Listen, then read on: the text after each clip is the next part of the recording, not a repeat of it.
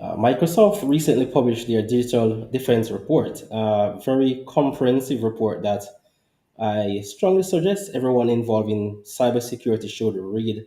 I mean, take that time to invest in looking at the details of this report. And we're also talking about the recent Verizon data breach report. And there's so many reports that can definitely add a lot of value to us as cybersecurity professionals in terms of providing that level of guidance and insights to the executives who really do not have the time to go into all the details of this report. So that is where we actually play a vital role in bringing this level of value and information to our executives in our organization. And the focus of this report is about building and improving cyber resilience. And when you talk about resilience, then this is something that we often hear, and it has a lot of dimension as it relates to actually building resilience within our organization. So, I mean, welcome to you all for joining us in our cybersecurity article review for Thursday, November 16, 2023. It's a very detailed report. I mean, hence we'll be spending the next 30 minutes highlighting and providing our feedback on those main points coming out of this report.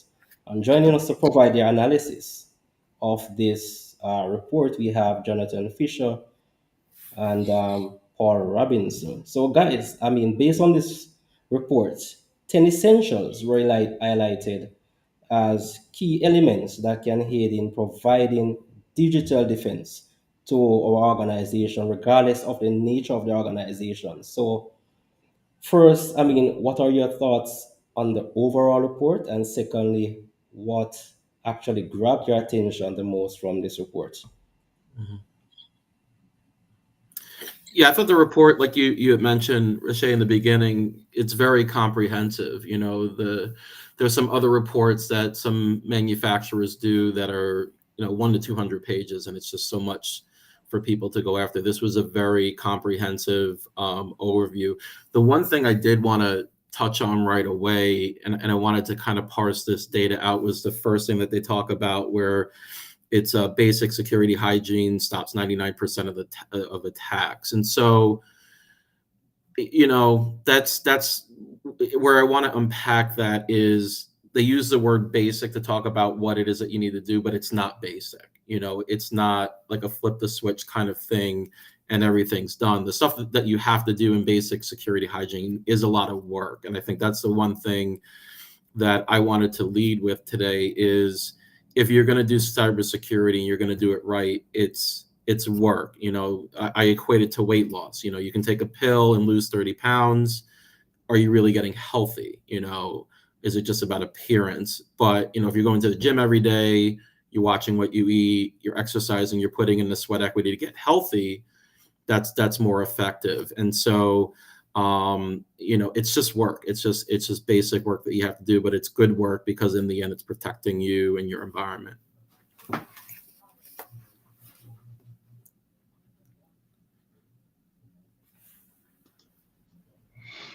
Yeah, with that, I agree. Looking at that first one, talking about just the basic hygiene. I mean, some of the stuff seems like it's basic, like it's common sense, but when you really start looking into it, just like Paul said, it is a lot of work, right? There's a lot of, one of the basic things they talk about is just a continuous monitoring of your system once you actually get it set.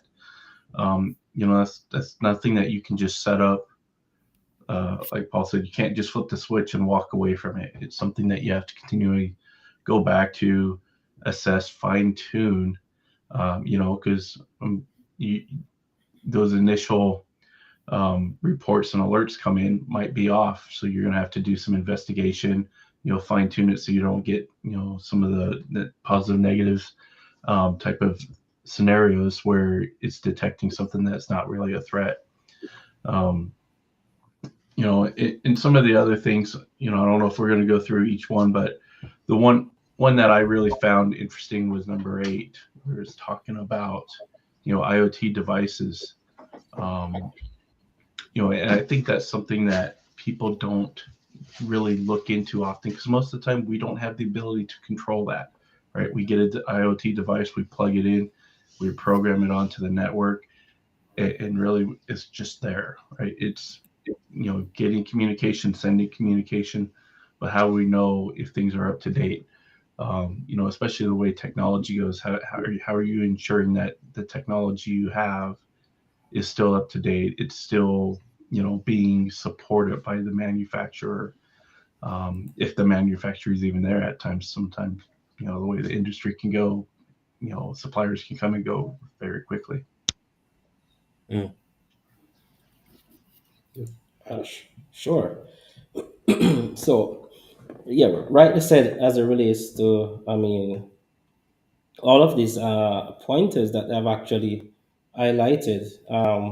We recognize that these are actually things that actually are generic across, just about any organization.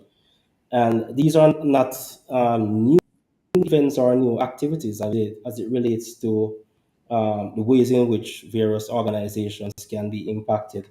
I mean, they have actually highlighted 10 areas as it relates to the insights coming from this report. Looking at the basic security hygienes, human operated ransomware attacks increasing, password attacks dramatically on the rise. We also have coming out of the report since email compromise, nation state threat actors, um, IoT, AI collaboration. They also say can reduce cybercrime and protect the integrity of digital assets as it relates to providing that level of resilience within our organization. So I think one of the important question is how do we as organization security leaders keep abreast with all of these different I would say maybe attack vectors within the external environment so that we can properly protect the organizations that we do provide our level of expertise to. I think you have to do it from the inside out, because if you start from the outside in of what do we need to do, you're just going to get overwhelmed with all the things like this. This is even with the comprehensiveness of this report. Someone can look at this and say, they throw their hands up. They're like, I don't know where to start. So I think from an inside out approach, it's understanding what is the greatest risk to your business. So if you're in manufacturing and you have, the machinery is connected to the internet, that's probably the first thing that you have to take a look at to say, okay, how do we analyze the risk? How do we protect this? Because if the machinery goes down, you can't produce goods or services. You can't produce goods or services, the business shuts down. Or if you're in healthcare, the value of your records and patient safety is huge. So how do we address that? So I think flipping it around and identifying what your true business risks are, and then applying these principles to that makes it much more palatable than reading a report like this and say, okay, I guess we got to do number 3 here, or number 5, and try to fit it in that box. Sure. I totally agree there. That's a very vital point when it comes on to actually building or implementing cybersecurity controls or measures within an organization is actually to assess your organization in terms of its own risk. But outside of that, I like the very first insight that you have actually pointed at, and it speaks about basic security hygiene. So regardless of your organization, its operation, there are certain fundamentals, there are certain basic things that should be done within these organizations. And I strongly believe that regardless of the culture that exists, these things should be enforced in some way, some form, in terms of being communicated to the powers that be to recognize that, hey, we might not be spending or asking for you to go and buy the most expensive servers or firewalls or routers, but at least ensure that these, I mean, basic practices, basic stuff are actually within the organization to provide us with that level of security. So Yeah. it might seem simple, but even basic hygiene in of itself has its own level of challenges. Hmm. Yeah. And I would say looking at the 10 different points, I'd say, point one through say four is something that every single organization needs to be looking at, right? We're talking about the basic security controls and hygiene. It goes into, preparing for ransomware attacks because it's increasing, password attacks, and email compromises, right? That's something that every single business really focuses on and has issues with. Some of the points after that, I think it does get into industry specific. Small businesses, while they still could be targeted, they're probably not as big of target for like nation state threat actors that, kind of go into the next few, points that they put into there.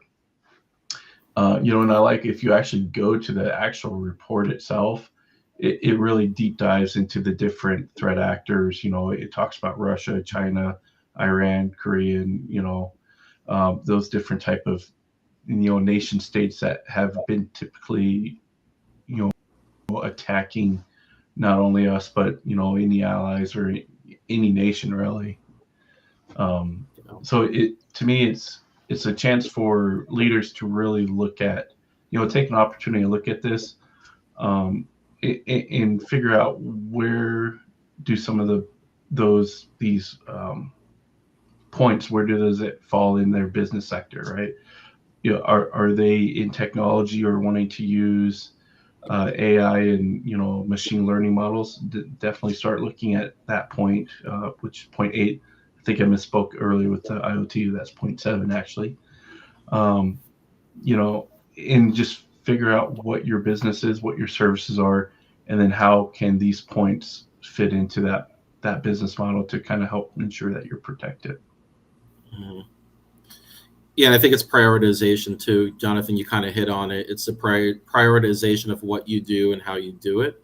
And I know a lot of organizations that kind of take the shotgun approach, where cybersecurity becomes the buzzword for the company. They go after everything, and they buy a ton of technologies, and they hire people and whatever. But it's not sustainable because it won't be the fad 6 months from now. So then, what do you do with all this stuff? So if you prioritize what it is that you're looking at, um, that's important. One of the other things that I did want to point on was in number 7, it talks about OT too, so operational technology, and that's really becoming a very, very big thing these days. So, OT is geared more towards the technology components of your organization. So information technology, people, data, things like that. OT is more infrastructure driven, and that as people continue to grow their businesses and expand, OT is becoming a very, very big thing, and that's something that I think the report did an okay job, but really organizations diving into what that means, because it's a completely different beast to try to protect and assess risk on. So yeah, OT is interesting too. Sure. I think the stats coming out of this report, I mean, it's quite something to look at in terms of, for example, it says in number 9, collaboration can reduce cybercrime and protect the integrity of digital services. So, in many cases, within organization, depending, you might not have the necessary capabilities. Talking about the team, I mean, I've actually been in scenarios or organizations where the IT, the cybersecurity, the infrastructure engineer is a one-man team.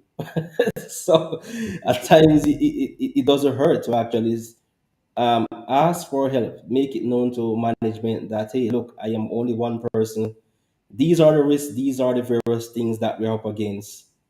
There are various, I mean, MMSPs, you name it, all the P's, security services that exist that we can actually build relationships with in terms of collaborating, what it is that they offer, instead of actually waiting until something happens, but actually build those relationships so that you have that level of defense.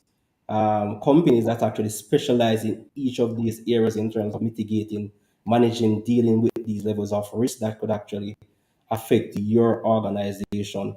I mean, in terms of your operations. So at no point, no one is saying that then you have to have that super team, as if you want to look at it from that perspective. I mean, in many cases, only the well established, I mean, Fortune 500 companies that actually have all of these, I mean, elements when you talk about a security team or an IT team, infrastructure team within an organization. So it is quite challenging. However, it's the approach, I mean, the strategy that you take to actually address these various challenges that will affect the operation of the various business or organization, regardless of the climate that exists within.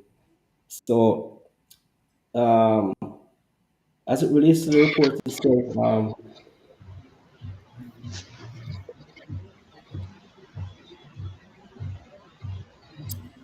So, Riche, with what you were just talking about there, this is kind of a call out to vendors that might be viewing this or listening to this podcast.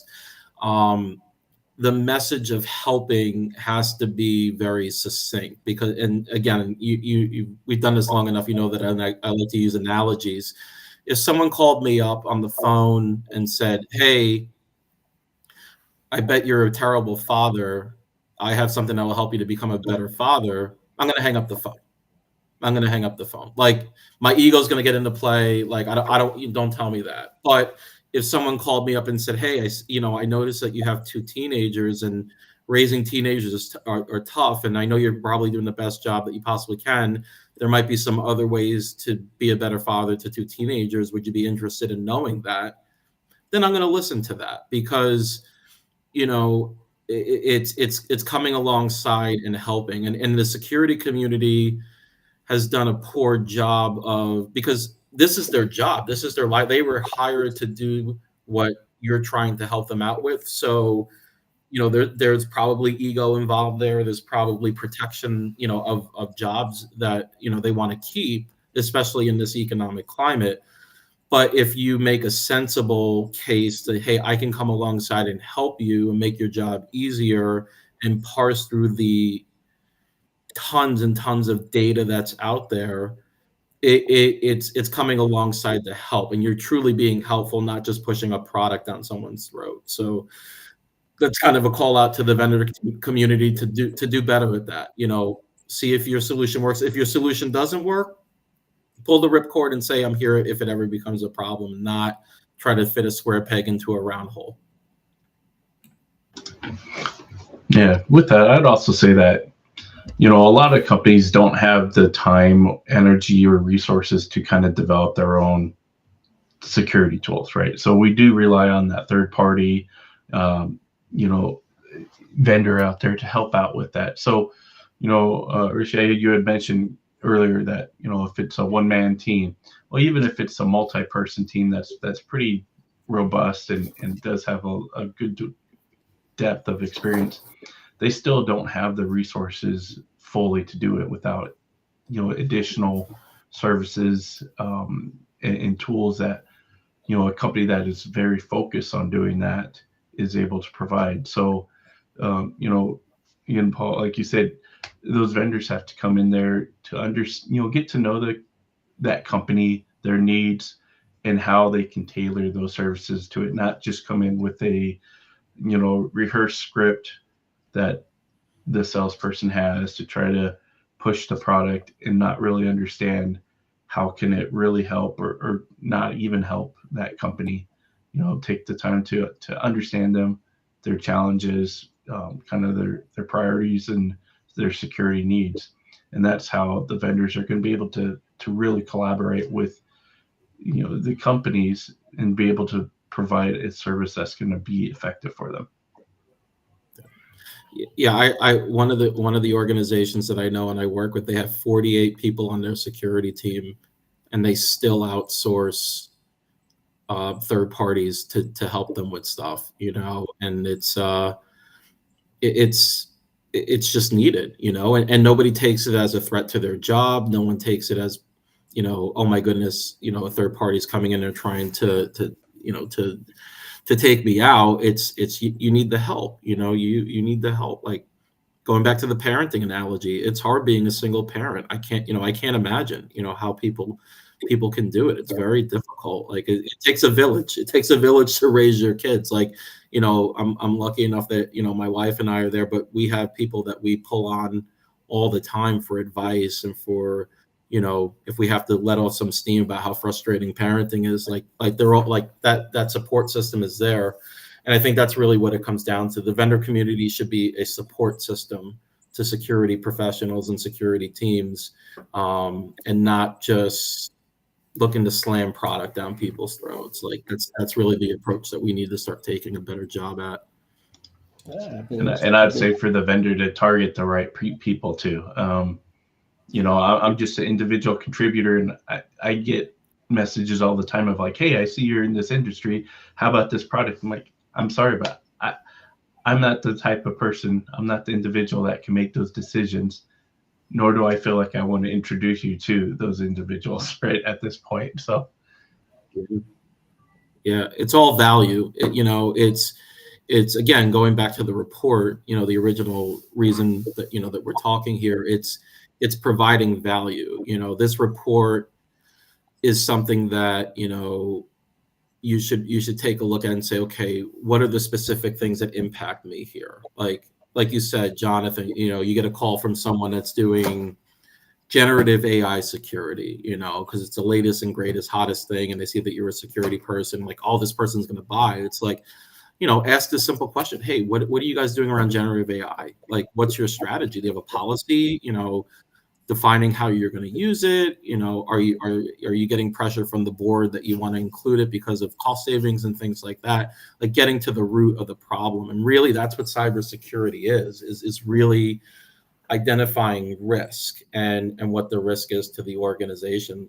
I was a VP of sales for a cybersecurity company, and I've sold cybersecurity my whole life, and well, not my whole life, but 14 years, which seems like a lifetime. But um, you know, how I would coach my teams is you can't sell cybersecurity. You can't sell it. It's identifying risk and seeing if the solution that you have aligns with the risk that they have. You can't, you know, my insurance carrier has been trying to get me this one rider policy for 10 years. Every year they sell it to me.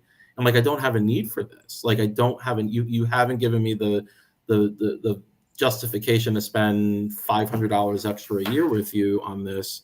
Tell me why I need it. And they can't do it. And I don't buy it, you know. But if they came to me and said, hey, you know, if you don't get this policy, you know, you could be sued for, you know, someone slips and cracks their ankle on your front step, you could be sued. You know, this policy will protect you. Now we're talking, because, you know, I don't want to be sued. I don't want to pay, you know, $2 million, which you know, I don't have 1.9 million of that in my, you know, in my pocket. You know, I don't want to face that. So identifying the risk, and then once you've identified the risk, see if the solutions align with it. And this document is really good of saying, okay, let's have a risk-based discussion around all these things that are out here. sure. So, I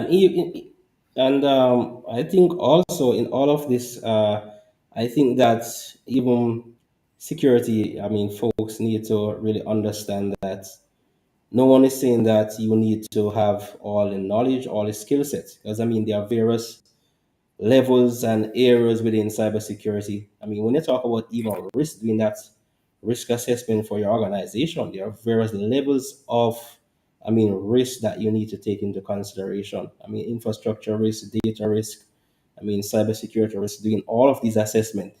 I think one of the key in all of this is actually making management, the executives aware of all of these risks that actually exist.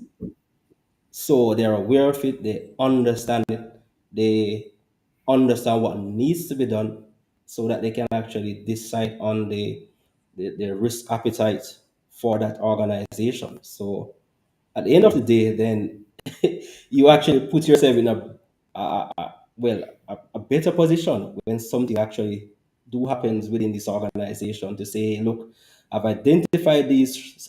For example, coming out of this report, these are the possibilities. This is what Microsoft have actually identified, and many organizations we know use Microsoft products. So they are prone to actually be in a position to be giving us such, this type of report. So these are the things that you need to be aware of. These are the risks. What can we do? What are we willing to accept as risk versus what we need to transfer, and the list goes on. So I think it's all about that awareness so that we can properly educate and advise, I mean, the powers that be in terms of the position that they need to take as it relates to dealing with these challenges and the impact that these could have negative impact on their operations. Yeah, I think it's quantifying it too, Riche. Quantifying the risk that you have. I saw a really interesting video the other day, and the person, what they said was true. They said cybersecurity is the one thing that an organization struggles with quantifying what can happen. Like if an organization, if their sales are down 30%, that's a number. It's 30. We were down 30%. We got to make it up. Or if you were supposed to release product on January 1 and it's January 15th, okay, we were 14 days late. It cost us $5,000 a day because we didn't release it. Like those are numbers that you can do that, and we don't do that much in cybersecurity of associating the actual numbers to the risk of what it is that we have. So if you're saying, hey, if we have PII sitting around, it increases our threat landscape by 30%. If we increase it by 30%, here's the dollars that it can cost us.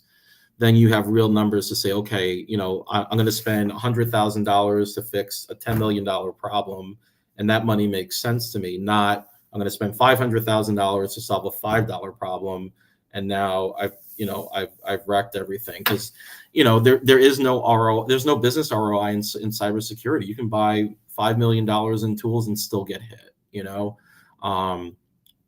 But it really comes down to the risk reduction, Riche, that you said so eloquently. That's important. And also, just to add one thing to that, in all of this, I think the good position to be in, regardless of the nature of your business or organization, is to always have that plan B. What's my alternative? What's my plan B? What's my backup plan? In all that we do, what's that alternative? So we always, always have to be thinking about what if scenario, doing those tabletop exercises. What if? Thinking about our business continuity. Having those plans in place to say that if this should happen, then this is how we are going to function. Going back to that level of resiliency. And that's the key thing about when you're looking at this report, is that you need to have an organization that can defend itself well against all of these various attacks that could affect our organization. And if we are attacked and we get breached by these various elements, then sorry, that tongue twister, resiliency comes in, when we are able to function when these things actually affects us. So that's the key thing, having that plan B at all times. That's the key. I would always advise, regardless of whatever advance, I mean, technology you have in place, the skill set in terms of the people that you are working with, the greatest tools, when things do happen, how can I actually move forward and continue operating? That's always where my mindset is. How quickly can I move without being affected too long with the level of, I mean, the nature of the incidents that do affect the organization.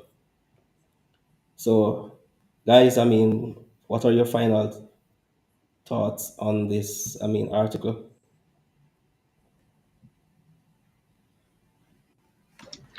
I mean, final thoughts are, kind of what we've been talking about is just, the need to prioritize, assess, or I switch those around to assess and then prioritize your needs, and be able to start working at it. To find the tools, the resources that you would need to be able to develop that, right? I love with this article is just breaking down that report into those 10 different points and to look at it. And I know we didn't really touch on number 10 about needing more cybersecurity professionals, but I know that's something that everyone harps on a lot. But I definitely like the graph on that.